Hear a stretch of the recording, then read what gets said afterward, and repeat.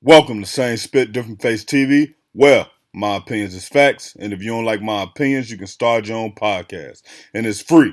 So don't forget to spit on the like button, the subscribe button, and the notification. If you clicked on this video to find out what Tory Lanez lawyer said to Megan Thee Stallion, I need you to hit that like button. If you're new to the channel, hit the subscribe button. Now, Spit Squad, I'm going to give y'all a quick rundown before I read this article. Basically, Tory Lanez been trying to get out of jail. He been filing motions. He been trying to put things into effect, things in motion. And Megan Thee Stallion basically came out and filed a lawsuit and said, yo, he's harassing me. He's dropping motions days before my documentary is supposed to do. And that's not how harassment works. But see, they name some of these things like this, so basically we can look at it and be like, oh, he's contacting her, or he got somebody contacting her. Now, it's a lot of different ways to do harassment. I don't doubt that, but I don't think what Tory Lanez doing is harassment, and his lawyers speak to that. Tory lawyer says, we are issuing brief statement in response to the recent accusations made against our client, Mr. Daystar Peterson, aka Tory Lanez, by Miss Megan Pete, aka Megan Thee Stallion.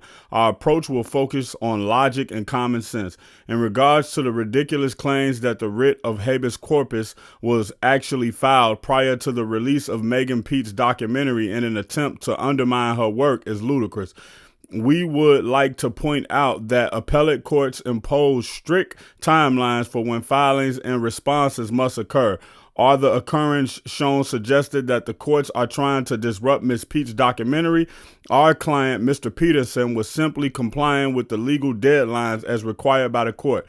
As for the Zelle transaction of $3,000, we must ask the public not to jump to conclusions. The legal process will not only address these matters, but 100% without a shadow of a doubt that nothing that Mr. Daystar Peterson in his case at all. We trust that the facts will come to the light in court. We believe that the funds sent by Mr.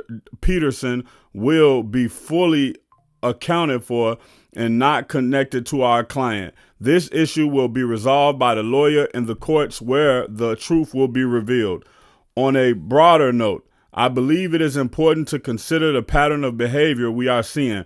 When someone has openly admitted to lying on major public platforms such as Gayle King's show and the other people, at what point do we as a society stop believing the narrative they are painting, pushing, and ask ourselves, is enough enough?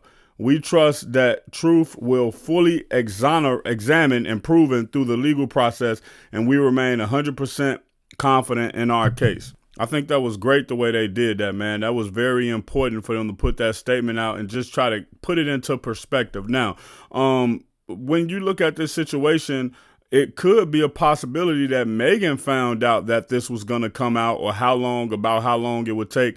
And then she decided to drop her documentary around Tory appeal in order to try to, smother his appeal, because the people are really rocking with Tory Lanez. I'm not going to give y'all my opinion in either way, although I do believe that Tory didn't shoot Megan. I believe that Kelsey shot Megan allegedly, but I don't believe that Tory shot Megan. But when we look at how powerful Rock Nation is, when we look at how powerful Jay-Z is, when we look at how powerful Desiree Perez is, when we look at how powerful Alex Shapiro is, we would just have to understand that anybody going against them is in an uphill battle. If you want more hip hop and celebrity updates, hit the subscribe button.